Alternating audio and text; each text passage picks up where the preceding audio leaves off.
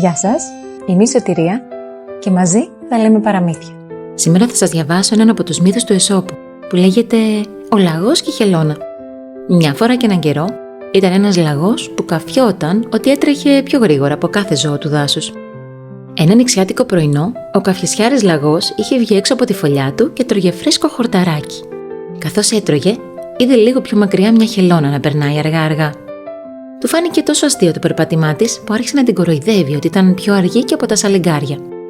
Η χελώνα σταμάτησε, γύρισε προς το λαγό και του είπε: «Τι θα έλεγες, λαγέ, να τρέξουμε σε έναν αγώνα δρόμου για να δούμε ποιος είναι πιο γρήγορος από τους δύο?» Αυτό ήταν.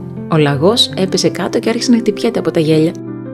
Βλέποντας όμως ότι η χελώνα παρέμενε σοβαρή, κατάλαβε ότι δεν του το είπε για αστείο και έτσι δέχτηκε την πρόκληση.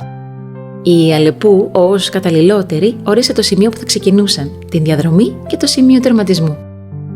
Ο αγώνας ορίστηκε για το επόμενο πρωινό και πράγματι οι δύο διαγωνιζόμενοι, καθώς και πολλά ζώα του δάσους, βρίσκονταν πρωί-πρωί στην αφετηρία. Η Αλεπού έδωσε το σύνθημα και ο αγώνας ξεκίνησε. Η χελώνα, χωρίς να χάσει χρόνο, άρχισε να περπατάει. Αργά βέβαια, αλλά επίμονα και ασταμάτητα, και ήδη είχε καλύψει τα πρώτα εκατοστά της διαδρομής.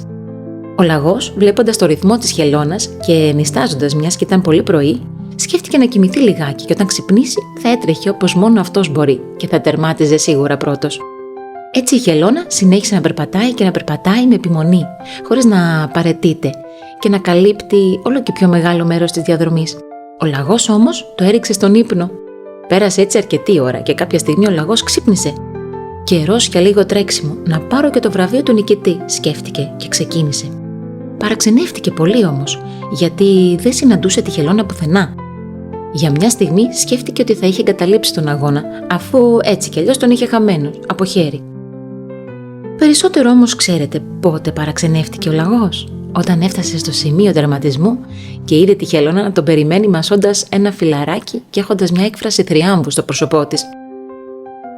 Έτσι η χελώνα κέρδισε τον λαγό σε αγώνα δρόμου, όχι βέβαια γιατί τρέχει πιο γρήγορα από αυτόν, αλλά γιατί παρέμεινε πιστή στο σκοπό της. Αυτό ήταν το παραμύθι μας για σήμερα. Ευχαριστώ πολύ που παρακολουθήσατε. Ραντεβού στο επόμενο.